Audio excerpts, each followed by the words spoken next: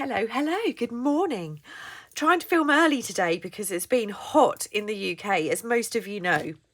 So I have a new kit out. If you're not interested in kit videos, then this is not for you. But I have a new kit out of a folio, and I'm just going to do a little video on how the kit can be put together, or the options for how the kit can be put together. So in the kit, I offer two options and lots of pocket options. So this is the cover, okay, and this is the cover that has a spine. I also offer or provide a cover without a spine if you wish to have it flat, maybe in a journal, and have it as a fold out. So the first thing I want to do is just talk a little bit about the paper. So this particular kit, if I show you this page, okay, this is printed onto this paper. So if you want to pause it to take these details down, it's Epson matte paper heavyweight, and it is a photo paper, and I often get asked for the GSM. So it's 167 GSM or £97. It's not too thick, it's not too thin. It's okay for this folio because the pockets and things that go inside make it a little bit more sturdy. So this particular, let me just grab this. This particular version is the no spine version, okay? And I'm going to show you this print here. I'll show you the comparison shortly, but this is the cardstock that I print onto. It's 4-sheet weight card, and it's about 220 GSM. Okay, I'll put a link to Alexander paper in the description box, but I actually really love this cardstock, and it's reasonably priced. So I'm going to show you the comparison of these two colours. Okay, so this is the photo paper and this is the cardstock. Now, if you only had cardstock, this is a perfectly acceptable print. It is slightly thicker than the heavyweight matte, but there is a difference in the colour. So as I explained in a previous video, a photo paper has a coating on. So when you select the right paper type, as in photo paper, the ink kind of sits on the top of the coating. With a cardstock or a copier paper, it's porous, so the ink sinks in. You'll get a bit of a darker colour, slightly different colour variation, and you also get a little bit of a bleed, so the image is not as crisp. There's nothing wrong with that. It's just a preference, and it's also a budget thing, because obviously this paper is a lot cheaper than this paper. I think this is about £7 for 100 sheets. And this is about £15 for 50 sheets. So there is a big difference in cost. So the other part of the kit that I want to talk about is the back. So this particular, there are 3 backing options. This one is a slightly patterned backing, which I have used for this folio. And on the plain cardstock one, I've used just the plainest backing, which is kind of just like a vintage paper look. And I've also got another one which I made up earlier as part of my testing, which I used the patterned. It's basically the same pattern as on the covers, so it's quite busy. These are the 2 cover pieces. What I'm going to do is just insert the full kit here so you can see.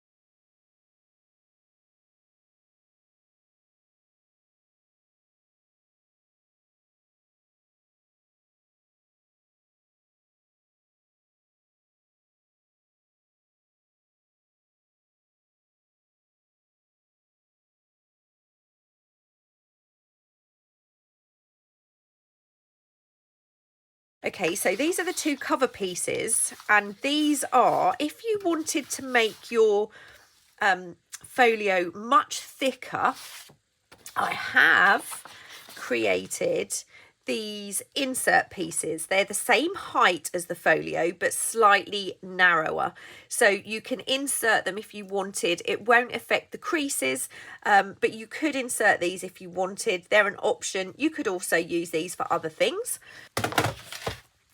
So the pieces are cut, and now I'm just going to score along the spine on the main cover piece. I'm not going to score too heavily, and I'm going to do the same on the front flap. So just score those two lines like that, and I'm just going to fold my spine. Okay, now I've left quite a large flap. If you're confident that your adhesive is good enough, you could always cut some of this off, but I left it quite wide in case you were using a score tape or a double-sided tape, because some people don't glue, they do tape things, so there's that option. And I'll show you on this particular one. This is the cardstock one. I have actually halved that flap. I just haven't done that on this particular folio cover. I'm going to ink this.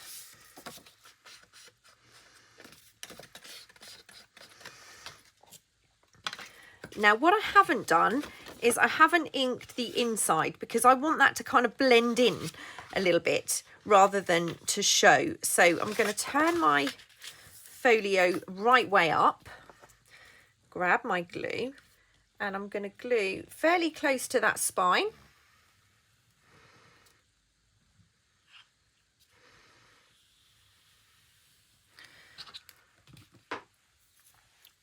And now I'm just going to line those up.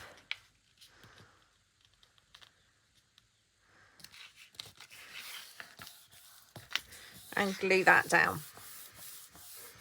So that now looks like one long piece. And on the inside, you can see the join here, but we've got options to cover that. For example, you could use, that's the inside spine, the inside panel, if you wanted to use those panels, but I'm just going to rely on pockets to cover this up. So that is the body of our folio. Now, if you want to put various closures on, now is probably the time to look at those closures. Now, all of the pockets, there are 3 tall pockets.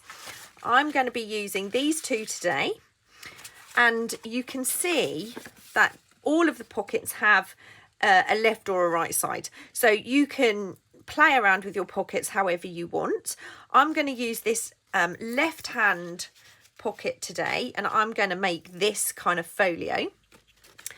There are 4 standard pockets like this, okay, and they come in 2 heights. Each pocket is available twice, and you can see there's a 1/4 inch difference in the height. So you've got them as a higher and a shorter. If you wanted to use pockets here, you could have a combination of a larger pocket at the bottom and a smaller one at the top, or you could have 2 smaller ones, you could have 2 larger ones. I know there's only a really small amount of difference, but it does actually make a difference when you're putting your pockets in. If you wanted to put pockets on your front flap, they fit in this gap here, so the smaller pockets actually work a lot better, like so. And they won't touch the crease, but you can't put them too high. So they would fit. You could get 2 pockets on there too if you wanted to. So like I said, there are options for how you put this together. Now, all of the pockets have got flaps. You may need to trim these once you've folded them. But I'm going to add my pockets like this today, very, very simply. I'm going to start with my middle pocket, and I'm using this taller one here. You could use the taller one of these as well, because that would actually cover up, but it's not as wide. The pocket combination is entirely up to you. but I'm just going to glue this one down first.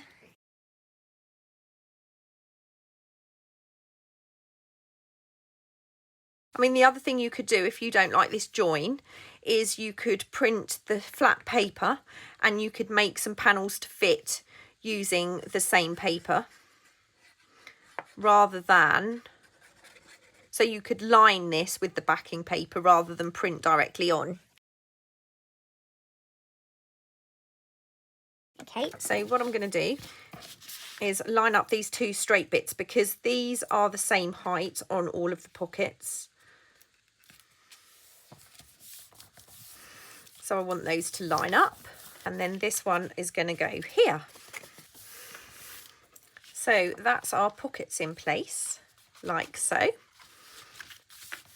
I'll just grab some ephemera. Okay, so these are the ephemera pieces. Now, these are probably only suitable for these smaller pockets. So for this particular layout, I'm going to use 2 tags, and I'm going to put, I think I'm going to put 2 tags in the centre here. And I'm going to put 1 tag over that side.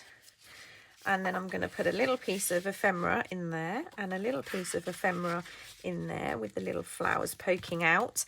Now, this is the tag that fits in this narrower pocket. So that is going to have to go into there. And there we go. That is kind of the folio put together in a basic way. Okay, I'm just going to quickly show you the other version that I made. So this one, I've used the pattern, the full pattern paper, so it does look a lot more busy on here. And this was obviously also before I reorganised the layout of the folio. So here you can see I've got 2 pockets on that side, and like I said, they do fit in that gap here, in that gap there, but that's the other option. So finally, I just want to put this one together, and I'm not going to spend time inking or anything. So what I'm going to do is, obviously you have to be a bit more careful when you're creasing because there's no spine lines on here, but you can see the difference in the pattern. I'm just going to give that a quick glue and line that up.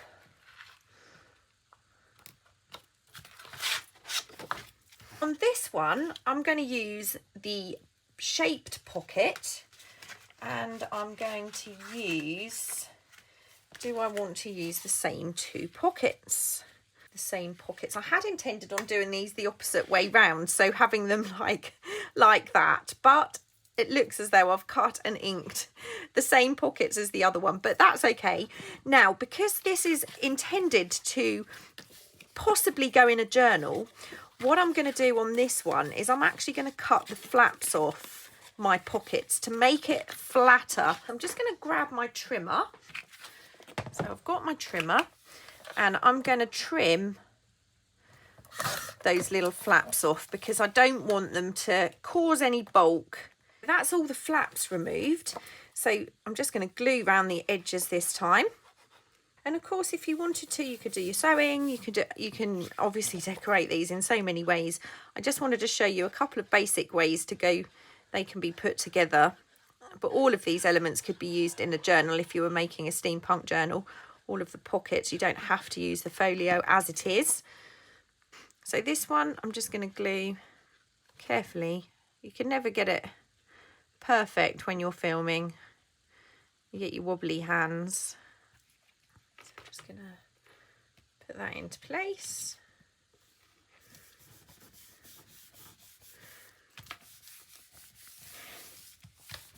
Okay, and I've printed my ephemera, so we can just decide where we're putting things.